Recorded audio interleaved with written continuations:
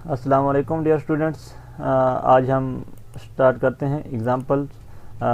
जैसे हम पहले साल कर रहे थे यूजेस ऑफ न्यूटन लॉ के रिलेटेड, कि हम न्यूटन लॉ को कैसे अप्लाई कर सकते हैं। तो यहाँ पे मैंने एग्जांपल कोट की जो कि जिसमें हम बेसिकली फ्रैक्शंस को टेक इनटू अकाउंट कर रहे हैं और एक बॉडी जो है मूव कर रही अलोंग हॉरिजॉन्टल एक्सिस में। तो इसके लिए हमने न्यूटन लॉ क्या करना है, अप्लाई करना है कि कैसे हम इसकी डायनामिक्स प्रेडिक्ट करती है। कहते हैं consider a body which is moving along X axis with velocity as shown in figure. देखें बॉडी जो है एक्स एक्सिस के अलोंग मूव कर रही है और ये ज़रूरी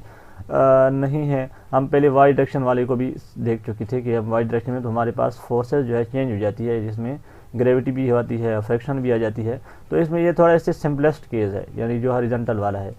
इन which frictional force opposes the motion, find the position and velocity as the function of the time. यानी हमने नेक्स्ट टाइम पे इसकी पोजीशन एंड वेलोसिटी प्रेडिक्ट करनी है with the help of Newton law या काइनेमेटिक्स से।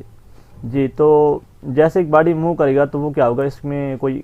एक फोर्स इस पर एक्ट करेगी, फोर्स एक्ट करिए तो एक्सेलरेशन प्रोड्यूस होगा जो कि एम ए से लिखते हैं हम, और एम ए एक्सेलरेशन होता है delta V over delta T is equal to applied force. Applied force, अब इसमें अगर लो स्पीड ऑब्जेक्ट होती है तो माइनस इसको हम लिखते हैं के एम वी, यानी proportional to single power of velocity. अगर हाई स्पीड होगी तो ये V square and higher order contribute करेंगे, बट फॉर लो स्पीड हमारे पास सिंगल पावर। तो अब हम इसमें क्या करेंगे, वेरिएबल को सेपरेट कर लेंगे, जो वी वाले हैं उनको सेपरेट कर लेंगे, ये वी इस तरह से डिवाइड कर लेंगे और इंटीग्रेट करेंगे बिटवीन द लिमिट्स। तो अब जिस चीज़ का डेरिवेटिव ऊपर मौजूद हो तो इसका इंटीग्रल लॉग की फॉर्म में, नेचुरल लॉग, और ये माइनस के टी प्लस सम कांस्टेंट। ये जो कांस्टेंट है ये हमें इनिशियल कंडीशन से मिलेगा। कहता है the integration constant in equation this can be evaluated if we prescribe the initial condition v is equal to V not at time t is equal to 0, कि जब time t is equal to 0 put करेंगे तो हमारे पास velocity क्या थी, v not थी। तो यहाँ से आप देखें तो यहाँ पे आपके पास c1 जब टाइम 0 की, तो ये वाली टर्म 0 हो जाएगी क्योंकि इसमें टाइम 0 है c1, तो log ऑफ v नॉट आ जाएगा आपके पास। ठीक है, तो जब आप ये c1 एंड वही v is equal to D X over D T, तो कहते हैं कि अगर हमें वेलोसिटी का डेरिवेटिव लेंगे जो हमारे पास वेलोसिटी आएगी, ज़ाहिर बात है जब आप c1 की वैल्यू इधर पुट करेंगे तो ये log of v over v हो जाएगा, यानी log ऑफ v c1 की जगह हम पुट करेंगे log ऑफ v नॉट। तो ये इस साइड पे log ऑफ v नॉट होगा, जब दूसरी तरफ जाएगा तो minus log of v not हो जाएगा, यानी log ऑफ v अगर आप इस तरह लिखेंगे log of v minus log of v not, यानी इस तरीके से हो जाएगा। ठीक है, अब जो log के में आपके पास जो होती है जो सब्ट्रैक्शन, उसको आप डिवीजन में लिख सकते हैं, और फिर जब log रिमूव करेंगे तो ये जो वाला फैक्टर है, ये माइनस टी वाला, ये क्या में चला जाएगा, एक्सपोनेंट में चला जाएगा, जैसे उन्होंने यहाँ पे लिखा है। ठीक है, और फिर उसमें वी नॉट जो है, वी और वी नॉट को अगर इस तरीके से log ऑफ वी और वी नॉट लेके तो इसको मल्टीप्लाई किया है राइट साइड पे, वी और वी नॉट। फिर जब वो डिस्प्लेसमेंट फाइंड करते हैं तो सारी बात है वेलोसिटी को D X over D T लिखने हैं और फिर एक दफ़ा इंटीग्रेट करेंगे बिटवीन द लिमिट्स। तो फिर हम इस तरीके से, अब जो हमारे पास C2 एक और अनदर इंटीग्रेशन कांस्टेंट, इसको भी हम अपनी जो हमारे पास इनिशियल कंडीशन है उससे हम डिटरमिन करेंगे। जी, कहते हैं द इनिशियल कंडीशन कौन सी है कि that t is equal to 0, वो किसी 0 रेफरेंस से स्टार्ट किया उसने मोशन। तो यहाँ पे आपके पास अगर आप टाइम 0 पुट करें तो ये x 0 पुट करेंगे, तो ज़ाहिर बात है इसमें टाइम अगर 0 पुट कर दें तो ये एक्सपोनेंशियल वाली टर्म किसकी चीज़ को इक्वल हो जाएगी, 1 की इक्वल हो जाएगी, और बाकी जो C2 की वैल्यू जो कांस्टेंट है वो आ जाएगी वी नॉट ओवर के। तो C2 की वैल्यू आपके पास आएगी वी नॉट ओवर के। तो ये जब हम अपने एक्सप्रेशन में बैक पुट करेंगे तो हमारे पास x की वैल्यूज़ ये आ जाएगी। अब देखें इसमें कि जैसे टाइम इन्फिनिट को अप्रोच करेगा तो आपके पास ये वाली जो टर्म है ये क्या हो जाएगी, डिमिनिश हो जाएगी, x is equal to V not over K, और एक कांस्टेंट वेलोसिटी बॉडी अटेन कर लेगी। ठीक है, तो और यही देखें अब टाइम्स में केस में हमारे पास इस तरीके से ये जो डायनामिक्स है इस तरीके से होती है। तो ये हमें नेक्स्ट टाइम पे वेलोसिटी कौन सी इक्वेशन बता रही है, ये वाली, कि टाइम के साथ इसकी वेलोसिटी, ठीक है,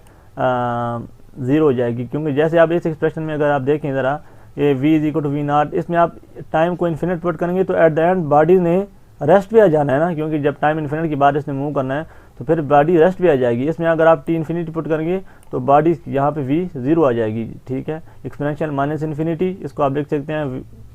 1 ओवर e पावर इन्फिनिटी, जो कि क्या हो जाएगा something over infinity will be equal to 0। इस तरीके से जब बॉडी यहाँ पे पोजीशन को आप देख रहे हैं, जब टी इन्फिनिटी पुट करते हैं तो आपके पास ये एक्सपोनेंशियल माइनस ई पावर माइनस इन्फिनिटी ये तो 0 हो जाती है। जब आप इसको डिनोमिनेटर में लिखेंगे फ्रैक्शन में तो आपके पास x is equal to V not over K. हाँ जाहिर बात है ये कि जब एट द एंड कुछ डिस्टेंस कवर करने के बाद उसमें रेस्ट पे जाना है तो वो डिस्टेंस किसकी इक्वल होगा, वी नॉट ओवर के जो है फ्रिक्शन हमारे पास जो कांस्टेंट है प्रोपोर्शनल फ्रिक्शनल फोर्स में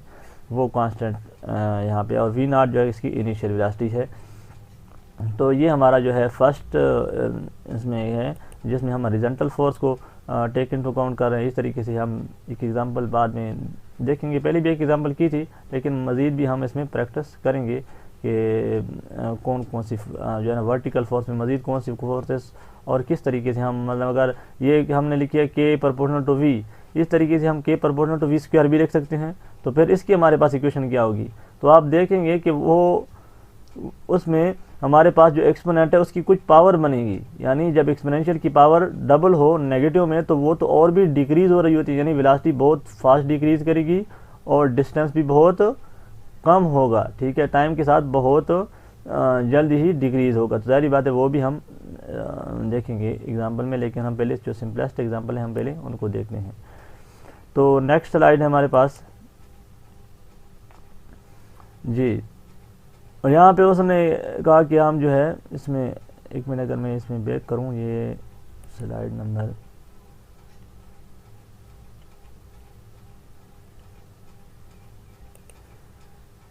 तो ये है अब प्रोजेक्टाइल की एग्जांपल। यहाँ पे वो जो ऊपर वाली जो जहाँ पे जो चीज़ें मैंने लिखी हैं इसमें सिर्फ मैंने वही जो हमारे पास लिमिटिंग वैल्यू है इसको मैंने एवेल्यूएट किया कि टाइम टी पे इन्फिनिटी में हमारे पास वेलोसिटी क्या आएगी, ये वही चीज़ें हैं। अगर आप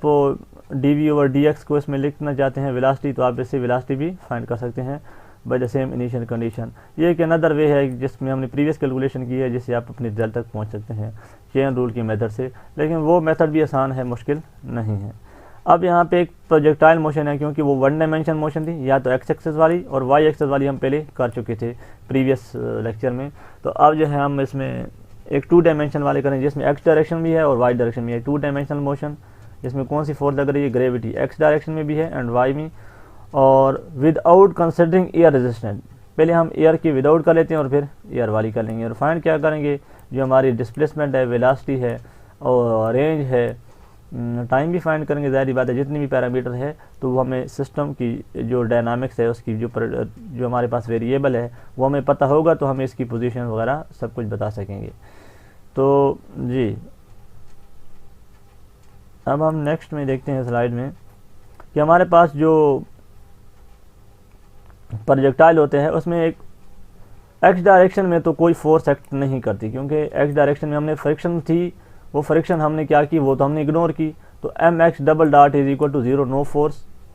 ठीक है। और जो वाई डायरेक्शन में थी वो तो सिर्फ क्या थी, ग्रेविटी फोर्स थी। तो M Y dot is equal to minus M G, क्योंकि ग्रेविटी हमेशा इसकी डाउनवर्ड, बॉडी अगर अपवर्ड जा रही है यहाँ पे देखिए हाइट पे तो ग्रेविटी डाउनवर्ड आ रही है, तो माइनस एम जी, यानी एक वाली फोर्स को हमने, एक साइड वाली फोर्स को हमने पॉजिटिव लिया है और एक साइड वाली फोर्स को हमने नेगेटिव लिया है। और दूसरा एम एक्स डॉट, और तो हम इंडिपेंडेंटली इन दोनों इक्वेशन को एक्स एंड वाई को सॉल्व करते हैं।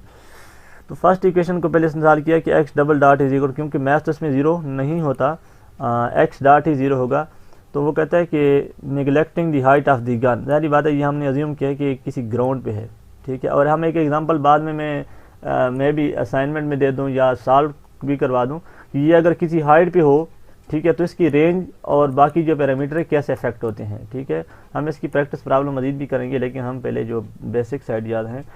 इनको हम कंसिडर कर लें। पहले अज्यूम करते हैं कि x is equal 0, y is equal 0 at time t is equal 0, कि जब हम इसको फायर करना है प्रोजेक्टाइल को तो वो x 0 पे है, y 0 पे, जब टाइम हमारे पास 0 है तो x डॉट विल बी 0। तो ज़ाहिर बात है यहाँ पे x dot is equal to V not of cos theta, क्योंकि वेलोसिटी आपके पास वेक्टर क्वांटिटी होती है, ठीक है। जब आप उसका डेरिवेटिव यहाँ पे लेंगे, लेकिन अगर आप किसी, जिस तरह आप V X is equal to लिखते थे वी काज ऑफ थीटा, तो वी एक्स क्या होता है, वो एक्सेलेरेशन का इसका डेरिवेटिव होता है। और जब आप इसका इंटेग्रल लेंगे फिर, ठीक है, एक्स डॉट का, तो आपके पास क्या आ जाएगा, पोजीशन आ जाएगा, जो क्या आ जाएगा वी नॉट टी, क्योंकि ये होता है D X over D T, तो आप इंटीग्रेट करेंगे तो वी नॉट टी इसके साथ टाइम वाला, तो इट मीन्स कि ये देखें x is equal to V not T cos of theta, ठीक है। ये हमारे पास हॉरिजॉन्टल कंपोनेंट आ जाएगा कि अगर आप एक्सेलरेशन को इसमें ज़ीरो कर दें, फिर एक्सेलरेशन को आप क्या करेंगे, एक दफ़ा इंटीग्रेट डिफरेंशिएट करेंगे, इसमें लिखेंगे D X over D X dot over D T, यानी आप इसको लिख सकते हैं ना D V over D T इस एक्सेलरेशन को। जब आप इंटीग्रेट करेंगे दोनों तरफ तो आपके पास क्या आ जाएगा, ये x dot is equal to V not cos of theta, यानी आप लिख सकते हैं कि अगर आपके पास इस तरीके से कोई एंगल बना रहा है तो ये आपके पास v है, और इस तरीके से ये आपके पास क्या होगा वी एक्स कंपोनेंट इसका होगा, और ये आपके पास क्या होगा थीटा, ठीक है। तो आप थीटा आपके पास क्या काज थीटा क्या होता है, बेस ओवर हाइपोटेन्यूज, तो वी एक्स ओवर वी, तो इस तरीके से आपके पास x डॉट या V X is equal to V not cos of theta. इसको इंटीग्रेशन करने के बाद आपके पास डिस्प्लेसमेंट आ जाएगी। वाई डायरेक्शन वाले में हम देखते हैं कि वाई डायरेक्शन में अगर हम इस चीज़ को ले लेते हैं, दोनों तरफ हम कैंसिल हो जाएगा, और Y dot is equal to minus G T. फिर अब इसका जो है ना वाई डायरेक्शन वाली हमारे पास जो इक्वेशन होती है उसको हम कैसे लिखते हैं, minus G T plus V not sine of T, जिस तरीके से हमने प्रोजेक्टाइल के लिए पहले की थी कि V Y is equal to V not of sine theta minus G T, ठीक है। तो ये भी हम इसको इंटीग्रेट करने के बाद हमें इसको हम सिर्फ इंटीग्रेट करना है। फिर जब वेलोसिटी को आप दोबारा इंटीग्रेट करते हैं तो आपके पास क्या आ जाएगा, डिस्प्लेसमेंट आ जाएगा। जारी बात है T square plus V not sine of, यहाँ पे भी टी अपीयर हो जाएगा जैसे उन्होंने यहाँ पे अपीयर किया है, तो और प्लस समथिंग कांस्टेंट, वो हम किससे मिलेगा, वो हमें इनिशियल कंडीशन से मिलेगा कि time T is equal to 0 पे वेलोसिटी क्या थी और पोजीशन क्या था, ये हमारे पास है। Time T is equal to जारी बात है x0 y0, और वेलोसिटी जारी बात है time T is equal to 0 पे वेलोसिटी v0 नहीं थी बल्कि क्या थी, कोई v नॉट वेलोसिटी के साथ हमने इसको फायर किया था। तो इस तरीके से आपको इसकी पोजीशन और वेलोसिटी x डायरेक्शन में y डायरेक्शन में मिल जाएगी। फिर अगर आप velocity and total displacement at any time देख रहे हैं, तो क्योंकि इसमें x भी है और y भी है और दोनों परपेंडिकुलर में होते हैं, तो आप इसको कैसे सॉल्व करते हैं, x डॉट का स्क्वायर प्लस y डॉट का स्क्वायर, यानी x और y अगर दोनों हैं तो आप इन दोनों के मैग्नीट्यूड को पाइथागोरियन थ्योरम से सॉल्व करेंगे, क्योंकि दोनों परपेंडिकुलर कंपोनेंट हैं और वेक्टर भी हैं। तो v नॉट का स्क्वायर जी, इसमें आप वेलोसिटी के x कंपोनेंट का स्क्वायर लेंगे, ठीक है, और इसकी भी x कम जो मेरे पास वेलोसिटी की y कंपोनेंट का भी आप स्क्वायर लेंगे, दोनों का स्क्वायर लेके आप ऐड करेंगे, यानी इसके और आप इसके स्क्वायर लेके ऐड करेंगे जैसे उन्होंने यहाँ पे किया है, ठीक है। तो ये कोई इसमें मुश्किल वाला काम नहीं है। यहाँ पे V not square cos square theta आ जाएगा, यहाँ पे एक term V not square sine square theta आ जाएगा, तो वी नॉट स्क्वायर इन दोनों में कॉमन आ जाएगा इन दोनों में, और कास स्क्वायर साइन स्क्वायर क्या होता है 1 की इक्वल, जो कि उन्होंने यहाँ पे वी नॉट स्क्वायर इंटू जो cos square plus sine square है उन्होंने यहाँ पे 1 की इक्वल किया है, प्लस अदर टर्म इसका square G square T square ये उन्होंने लिखा है, और फिर इनकी दो क्रॉस टर्म होती है जो कि उन्होंने ये लिखी है जो, ठीक है। तो इस तरीके से अगर आप पोजीशन फाइंड करें तो x डॉट का स्क्वायर प्लस y डॉट का स्क्वायर, अब आपके पास इस केस में x भी है और y भी है, तो आप इनकी पोजीशन भी इस तरीके से लोकेट बता सकते हैं कि जो है ना इसकी टोटल जो पोजीशन है वो किस तरीके से वेरी करेगी जी। तो ये अगर मैं मिटा दूँ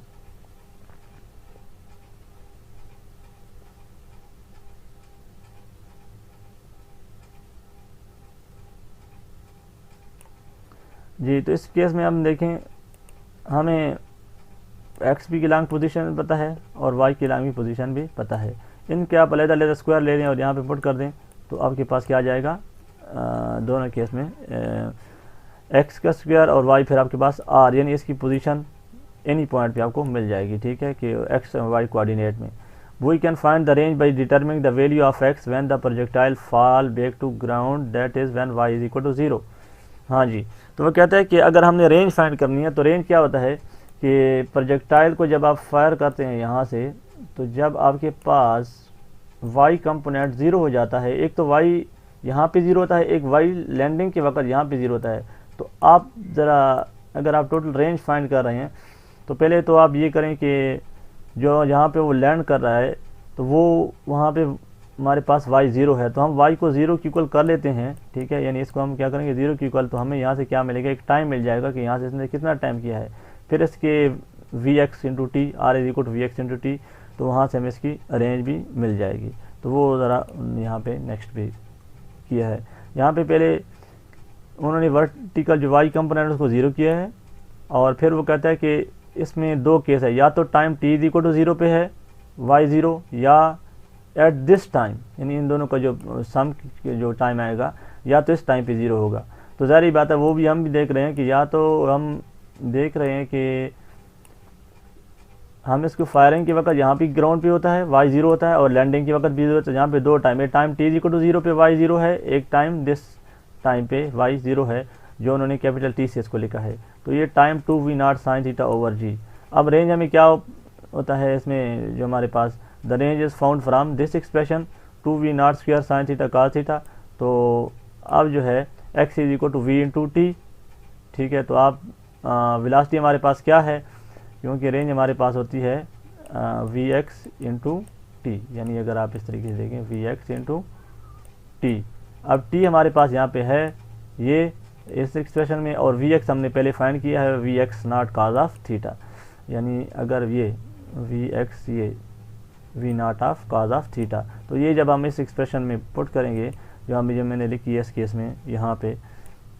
तो आपके पास आ जाएगा 2v0 स्क्वायर वजी sine theta and cause theta. फिर ये 2 साइन थीटा काज थीटा को उन्होंने सिंप्लीफाई किया साइन 2 थीटा, जो एलिमेंट्री आइडेंटिटी यूज़ की है, इसमें कोई मुश्किल नहीं है जी। इसके बाद एक नेक्स्ट एग्जांपल है कि अगर हम फ्रिक्शन फोर्स को प्रोजेक्टाइल के मोशन में इंक्लूड करें तो फिर क्या होगा जी। ज़ाहिर बात है वो एक्स डायरेक्शन में भी अफेक्ट कर रहा है और वाई डायरेक्शन में भी अफेक्ट कर रहा है। तो ये थोड़ा बहुत अब जो है ना सॉल्व करने वाला क्वेश्चन बन गया है। इसमें बिल्कुल इसी तरीके से करना है, लेकिन हम सिर्फ एक एडिशनल टर्म इसमें ऐड करेंगे जी। ये प्रोजेक्टाइल आप इसको यहाँ पे ये सॉरी मैंने यहाँ नीचे ड्रा किया, इसमें ये आप रिमूव कर लें, ठीक है। तो जब हमने इसको इसमें फायर करना है तो एक्स डायरेक्शन में हमारे पास एम एक्स डॉट होगा, और एक्स डायरेक्शन में भी फ्रिक्शनल फोर्स होगी, उसको हमने लिखा माइनस के एम वी या एक्स डॉट से लिखा है ये एक्स के लॉन्ग, बाकी तो कोई फोर्सेस नहीं है। फ्रिक्शन फोर्स जो कि हमने यहाँ पे लिख ली है, और एक एम एक्स जो कि एक्स के लॉन्ग एक्सेलरेशन होगी। इस तरीके से वाई के लॉन्ग, तो वाई के लॉन्ग हमारे पास एम वाई यानी M A is equal to, एक तो फ्रिक्शनल फोर्स है, एक ग्रेविटी फोर्स है। ज़ाहिर बात है कि ग्रेविटी वो अपवर्ड अगर जा रहा है तो ग्रेविटी तो डाउनवर्ड एक्ट कर रही है, और फ्रिक्शनल फोर्स भी इस अपनी मोशन को अपोज कर रहा है। तो फ्रिक्शनल मोशन जो है जब भी अपोज करे वेलोसिटी के अपोजिट डायरेक्शन में हो, तो हमने आंखें बंद करके नेगेटिव लगा देने हैं, ठीक है। और दूसरी बात है ये जो ग्रेविटी है ये भी जिस डायरेक्शन में मोशन हो रही है उस डायरेक्शन के अपोजिट है, ठीक है, क्योंकि बॉडी अपवर्ड जा रही है। तो यहाँ पे हमने इसको नेगेटिव साइन प्लेस किया है, M Y dot is equal to this, ठीक है। तो अब हमारे पास दो इक्वेशन एक्स के लॉन्ग एंड वाई के लॉन्ग। तो पहले उन्होंने एक्स वाले को लिया है कि एम और वेलोसिटी को एम एक्स डॉट को हम लिख सकते हैं डेल्टा वी और delta T is equal to minus K M, और एक्स डॉट को उसने लिखा वी। फिर हम v और इस वाले v वालों को सेपरेट कर लेंगे और बाकी टर्म को सेपरेट कर लेंगे, जो कि मैंने किया है। बिटवीन द टू लिमिट्स हमने इसको इंटीग्रेट करना है जस्ट लाइक प्रीवियस, कोई इसमें मसला नहीं है। और यहाँ से इंटीग्रेशन के बाद एक हमारे पास कांस्टेंट आएगा जी, log ऑफ v और v नॉट एंड दिस। अब जो है आप t इज इक्वल टू 0 पे वेलोसिटी को लिख सकते हैं, तो आपके पास एक कांस्टेंट आ जाएगा, और फिर आपके पास वेलोसिटी एट एनी टाइम आ जाएगा। तो ज़ाहिर देखें इस केस में हमारे पास क्या है, वेलोसिटी टाइम के साथ डिक्रीज़ हो रही है, ठीक है। और अगेन इंटीग्रेटिंग, अगर आप अगेन इंटीग्रेट करें पोजीशन को, तो आपके पास वेलोसिटी को इंटीग्रेट करेंगे dx ओवर dt, तो आपके पास क्या आ जाएगी, डिस्प्लेसमेंट आ जाएगा। तो आप इसको एक दफ़ा इंटीग्रेट करते हैं और इंटीग्रेशन कांस्टेंट यूज़ कर सकते हैं इसमें, ठीक है। इनिशियल कंडीशन से, इनिशियल कंडीशन यही होगी कि जब वो time t is equal to 0 पे था तो उसकी पोजीशन 0 से स्टार्ट की है आपने, और बाकी यानी क्योंकि पोजीशन फाइंड करें तो पोजीशन की इनिशियल कंडीशन आपको रिक्वायर्ड होंगी। इसके बाद वाई डायरेक्शन वाली को देख लेते हैं, M Y double dot is equal to minus K M Y dot minus M G. इसमें हमारे पास वाई डबल डॉट को हम लिखते हैं D V Y over D T, और एम हमने सारों में मौजूद था, इधर भी था और इधर भी था, हमने इसको कैंसिल आउट किया है, और माइनस के वी माइनस जी। ये भी आपको पता है कि हमने इसको माइनस और कैसे लिखा है। अब जो है डी वी वाई सेपरेट कर लेंगे, और ये जो माइनस है इसको भी दूसरी तरफ ले जाएंगे ताकि हम इधर कन्फ्यूज इसमें ना हो, ठीक है। तो जी अब जो है ये x वाली इस तरीके से हमने सॉल्व की, और y वाली को हम देख रहे हैं ये। तो यहाँ पे हमने के वी वाई प्लस जी, तो जो यहाँ पे नीचे वाला डिनोमिनेटर में होता है इसका डेरिवेटिव अगर ऊपर हम पहले बना लें, क्योंकि के वी का डेरिवेटिव होता है के इंटू डी वी वाई,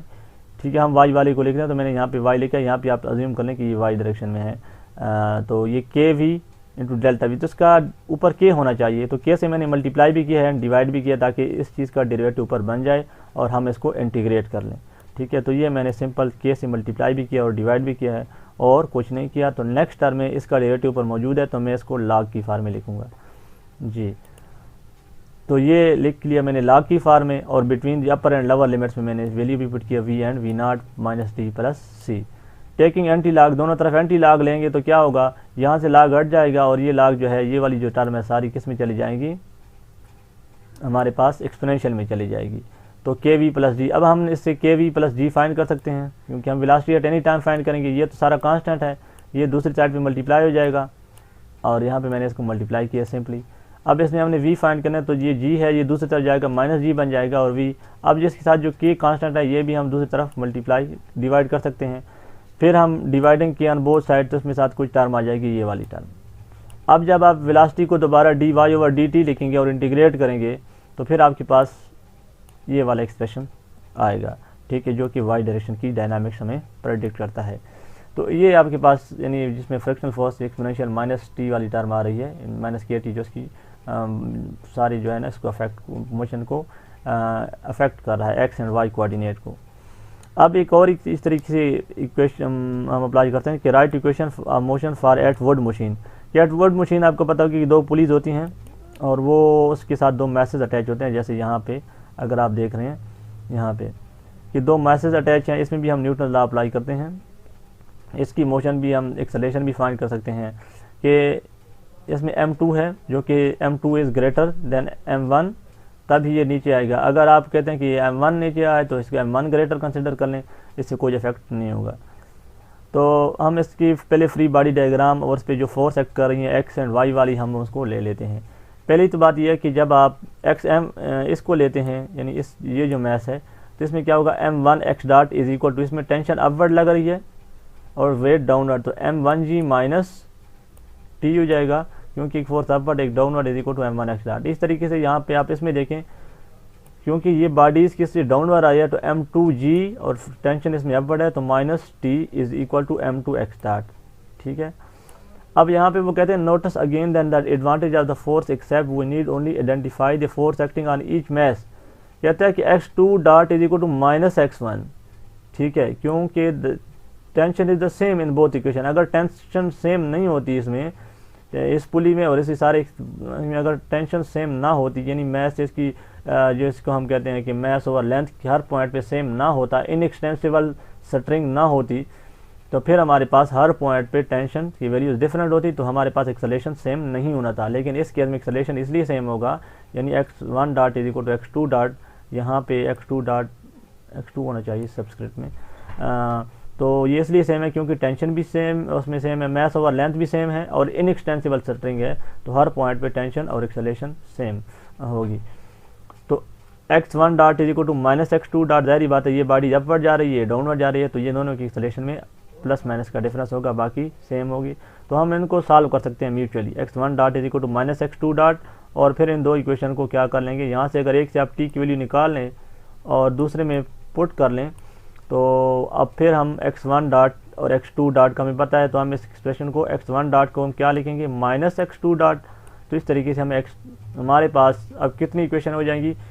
दो इक्वेशन और एक अननोन, तो हम इजीली फाइंड कर सकते हैं। यानी इसमें टर्म को अरेंज करके तो हमारे पास x1 डॉट अगर आ गया तो x1 डॉट किसकी इक्वल है माइनस x2 डॉट के, तो माइनस से मल्टीप्लाई करके हमारे पास x2 डॉट आ जाएगा। यहाँ पे वो कहता है कि if m1 is greater than m1 2, तो हमारे पास जारी बात ये टर्म क्या हो जाएगी, x1 डॉट पॉजिटिव आएगा और x2 डॉट क्या होगा नेगेटिव, तो वो प्लस माइनस साइन सिर्फ डायरेक्शन को यहाँ पे इंडिकेट कर रहा है। This tension can be obtain from equation these, ये हमारी बुक्स की नोटेशन है 2.6 एंड 2.66 मेरी ऑन वाली बुक्स की, तो उन्होंने इसको 2.68 और 2.66 से इसको लिखा है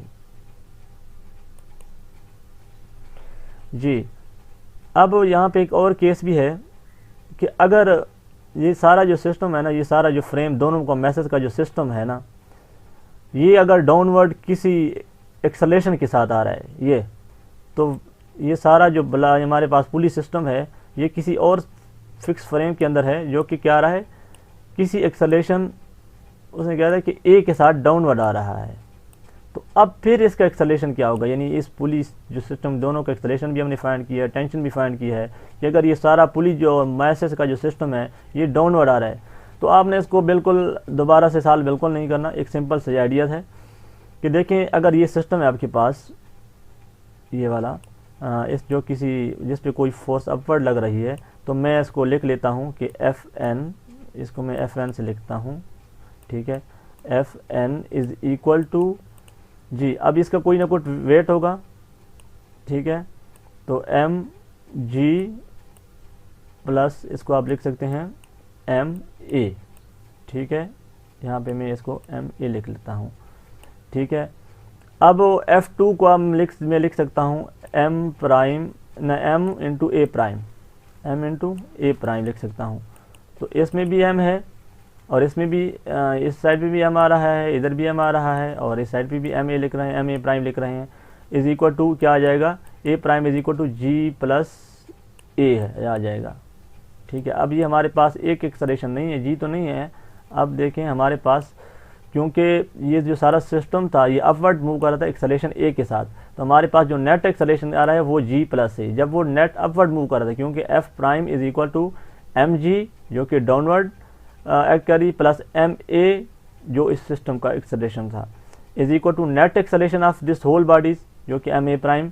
तो ये आ जाएगा जी प्लस ए। अब अगर ये डाउनवर्ड मूव कर रही है, ठीक है, अब हमारे जो इस केस में है तो हमने जहाँ पे एक्सेलरेशन आना था तो उसको किस से रिप्लेस करेंगे, जी माइनस ए से। पहले अब अपवर्ड जा रहा होता है तो हमने जी प्लस ए फाइंड किया है, जब वो डाउनवर्ड आ रहे तो जी माइनस ए। तो हमारे पास इस केस में अब एक्सेलरेशन क्या होगा, जो प्रीवियस इक्वेशन हमने फाइंड की है जहाँ पे जी होगा तो वहाँ पे हम क्या लिखेंगे, जी माइनस ए। अगर ये सिस्टम अपवर्ड मूव करे तो फिर क्या लिखेंगे, जी प्लस ए। बाकी कोई चेंज हमने नहीं करना है इसमें, ठीक है। ये यहाँ पे मैंने इसको लिखा भी है कि if a lift moves up with an acceleration a then the effective or apparent weight will be m into g plus a। ये यहाँ जो apparent weight वाला जो आइडियाज़ है वो वहाँ से उन्होंने बारो किया है, तो आप यहाँ पे इसको लिख सकते हैं। Similarly if the pulley is moving down, जैसे हमारा केस है, तो हम एक्सेलरेशन इफेक्टिव या जो वेट होगा वो जी माइनस ए होगा, यानी जो एक्सेलरेशन इफेक्टिव एक्सेलरेशन भी आप लिखते हैं जी माइनस ए। तो यहाँ पे आप अपनी कैलकुलेशन में काउंट कर सकते हैं, ठीक है। इसके बाद ये बिल्कुल मैं उसी प्रॉब्लम को थोड़ा बहुत आगे देख रहा हूँ कि यहाँ पे मैं जो यहाँ पे ये बात उसने की है कि ये जो टेंशन है इसकी हर पॉइंट पे, अगर हमारे पास पुली सिस्टम है तो टेंशन हर पॉइंट पे सेम होगी अगर स्ट्रिंग क्या है, मैसलेस है। अगर स्ट्रिंग मैसलेस है तो हर पॉइंट पे टेंशन सेम होगी, और इनएक्सटेंसिबल है तो फिर भी हम हर पॉइंट पे टेंशन सेम लेंगे, यानी मैस ओवर लेंथ हम अज्यूम करेंगे। लेकिन वैसे आइडियली तो ये नहीं होता, क्योंकि ज़ाहिर बात है कोई ना कोई अगर मैस जो है तो मैस ओवर लेंथ की रेशो कहीं पे चेंज होती है, यानी डेंसिटी यूनिफॉर्म ना हो तो फिर तो टेंशन सेम नहीं होता। लेकिन हम अज्यूम करते हैं अपनी कैलकुलेशन में कि हमारे पास टेंशन सेम होती है, क्योंकि सेम स्ट्रिंग है, हर पॉइंट पे mass over length ratio same होती है। इसके बाद यहाँ पे एक मैंने इसकी एक्सटेंडेबल जो फार्म है वो ये बनाया कि ये एक हमारे पास पुली सिस्टम है, इसके अंदर कितने मैसेज हैं, ये इस केस में टेंशन सेम है लेकिन इस केस में टेंशन सेम नहीं है। तो ये एक मैस है जो किसका है, 3 kg का है, ये एक मैस है जो कि 2 kg का है, और ये मैस है एक 2 kg। इस केस में जो है वो कहते हैं स्ट्रिंग की जो मैस और लेंथ रेशो है वो सेम नहीं है। तो जब सेम नहीं है तो यहाँ पे होगा ये, अगर मैं इसको थोड़ा बहुत इसमें करूँ तो यहाँ पे होगा T1, यहाँ पे T2, यहाँ पे 2 kg और 3 kg। यहाँ पे उसने T1 लिखा है, T1 and T2 and T3 से इसने लिखा है, ठीक है। ये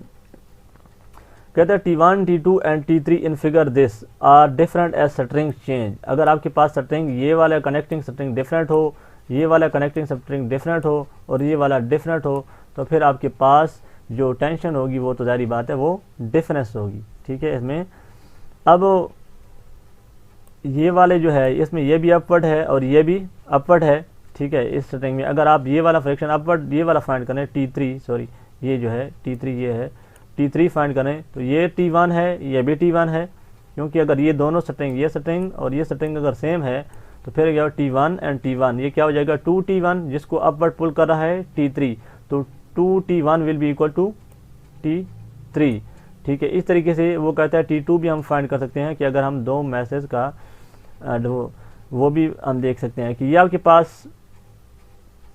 आ जाएगा,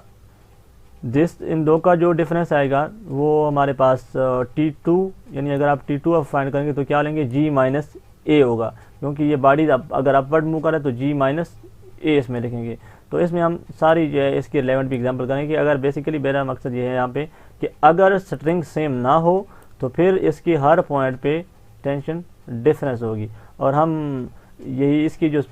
एग्जांपल जो है ना नेक्स्ट उसमें मैं इंक्लूड करूँगा कि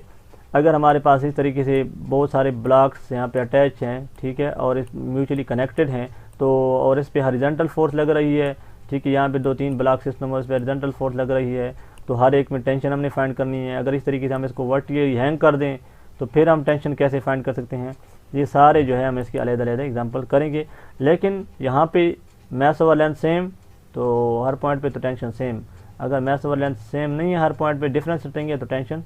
डिफरेंस होगी। जी, द मैक्सिमम, यहाँ पे एक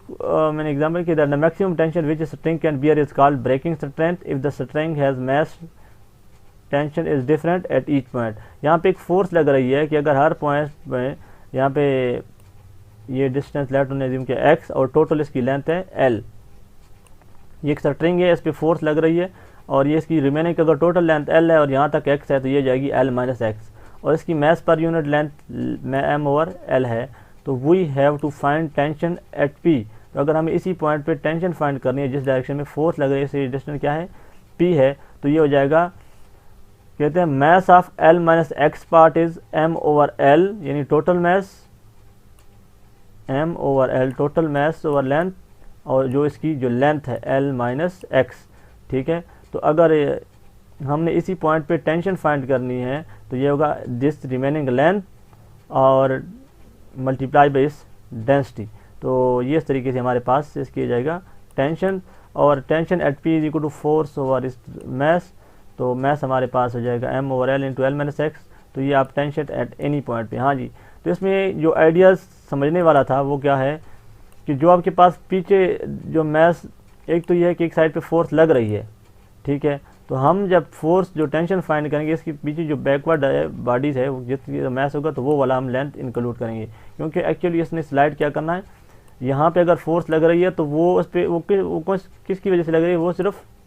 इस मास की वजह से लग रही है, ठीक है, कि इस मास को हमने क्या करना है, इस पर एक पुलिंग फोर्स लग रही है, ना कि हम इस पार्ट को देख रहे हैं। अगर आप इस पार्ट को देखेंगे तो फिर क्या होगा, m ओवर x होगा, फिर m ओवर l नहीं होगा, बल्कि क्या होगा, m over l into x होगा।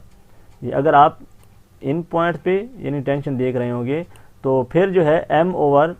l इंटू x होगा। अगर आप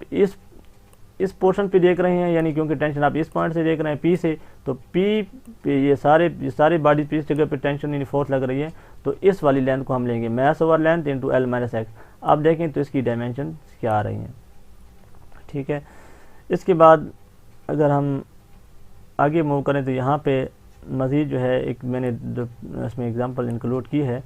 पुली सिस्टम वाले, कि अगर आपके पास मैसेज ज़्यादा आ जाएँ तो फिर ठीक है, यहाँ पे डिफरेंट पॉइंट पे आपको टेंशन फाइंड करें, और मैसेज ज़्यादा हो तो फिर आप कैसे फाइंड कर सकते हैं। इसमें जो पुली वाला सिस्टम है इसमें अपवर्ड जो है मूव कर रहा है किसी एक्सेलरेशन की, तो G प्लस ए, ठीक है, और आप टेंशन भी इस तरीके से, टेंशन में क्या हो जाएगा G प्लस ए। अगर ये पूरा जो है पुली वाला सिस्टम किसी एक्सेलरेशन के साथ अपवर्ड डायरेक्शन में मूव कर रहा है तो फिर जाहिर बात है G प्लस ए, और टेंशन में भी आप G प्लस ए लिखेंगे। अगर ये डाउनवर्ड मूव कर रहा है तो G माइनस ए हो जाएगा, ठीक है जी। तो इसमें भी यहाँ पे क्या कहते हैं, if the string change tension will change assuming pulley is smooth and massless, string is also massless, then हमारे पास ये, तो यहाँ पे उन्होंने डिफरेंट पॉइंट पे टेंशन और एक्सेलरेशन की वैल्यूज गिवन ही कि अगर हमारे पास में कितने मैसेज हैं जी, ये है m1, ये है m3, ये है m2। जारी बात है ये दोनों एक डायरेक्शन में कंट्रीब्यूट कर रहे हैं, m1 प्लस m3, और ये क्या है, दूसरी डायरेक्शन में एक्सेलरेशन फोर्स कंट्रीब्यूट कर रहा है, ठीक है। ये बॉडीज़ को अपवर्ड मूव करा रहा है, ये बॉडीज़ को डाउनवर्ड मूव करा रहे हैं, तो यहाँ पे हमारे पास दोनों क्या है, m1 प्लस m3 आ रहे हैं, ठीक है, और माइनस m2 इंटू जी, ये क्योंकि एक अपवर्ड फोर्स को कंट्रीब्यूट कर रहा है, ये डाउनवर्ड फोर्स, तो इन्होंने यहाँ पे इसको क्या किया है अपनी कैलकुलेशन में। आपने जैसे अगर जितनी भी मैसेज हों तो आपने अलग-अलग इक्वेशन फिर सेपरेट से फाइंड नहीं करनी, बल्कि यहाँ से एक आइडियाज़ बना लेना है कि अगर दोनों मैसेज को ये दोनों सेम डायरेक्शन में फोर्स कंट्रीब्यूट करता है, हमने इसको ऐड करना है यहाँ पे जैसे उन्होंने ऐड किया है, और माइनस दूसरी जो डायरेक्शन में फोर्स लग रही है divided by total net mass. और इस तरीके से आप उसमें टेंशन भी फाइंड कर सकते हैं कि 2m1 + m3 × mg, यानी अगर आप प्रीवियस वाला जो फार्मूला है उसको ज़रा रिकॉल करें तो वहाँ पे हम इसमें क्या देख रहे हैं, यहाँ पे ये वाला है, ये वाले इसमें कि acceleration is equal to m2 - m1 / m1 + m2। ये जो m2 था ये हमारे पास इस साइड पे था और जो m1 था वो इस साइड पे था, ठीक है। यानी यहाँ पे हमारे पास क्या था, m1 था और इस साइड पे हमारे पास क्या था, m2 था। तो अब अगर यहाँ पे दो मैसेज आ जाए, साथ m3 भी आ जाए, तो m2 के साथ एक और मैसेज आ जाएगा, m2 + m3 हो जाएगा माइनस m1। तो इस तरीके से होगा। इस तरीके से अगर यहाँ पे भी हम टेंशन भी चेंज हो जाएगी, m2 की जगह हम फिर क्या पुट करेंगे, m2 नहीं पुट करेंगे अगर दो मैसेज हो, तो हम m2 + m3 पुट करेंगे और मल्टीप्लाई बाय अनदर मैस, यहाँ टेंशन अगर फाइंड करने हो। तो बिल्कुल यही केस यहाँ पे हमने इसमें इधर कंसिडर किया है, यानी इन इस सिस्टम में, ठीक है। अब वो उसने कहा कि अगर मूव अपवर्ड मूव कर रहे तो g + a और डाउनवर्ड मूव कर रहे तो g - a। ये हम पहली बात कर चुके हैं, लेकिन यहाँ पे बात करने के मकसद ये है कि अगर मैसेज चेंज हो रही है तो आपने एक डायरेक्शन वाली मैसेज को लेना है और फिर दूसरी डायरेक्शन वाली मैसेज को इसके अपोजिट डायरेक्शन में। तो यहाँ पे एक और एग्जांपल है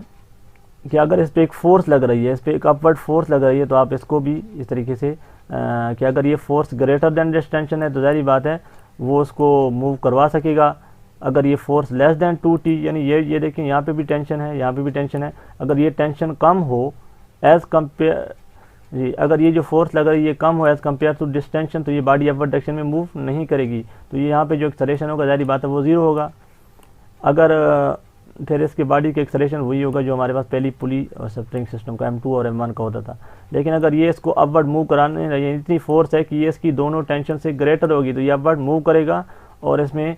FO माइनस, यानी इस डायरेक्शन में अगर आप देखें तो हमारे पास होगा FO upward force minus downward force कौन सी थी यहाँ पे, लेकिन F - 2t लिखा है। डाउनवर्ड फोर्स हमारे पास दोनों टेंशन है यहाँ पे,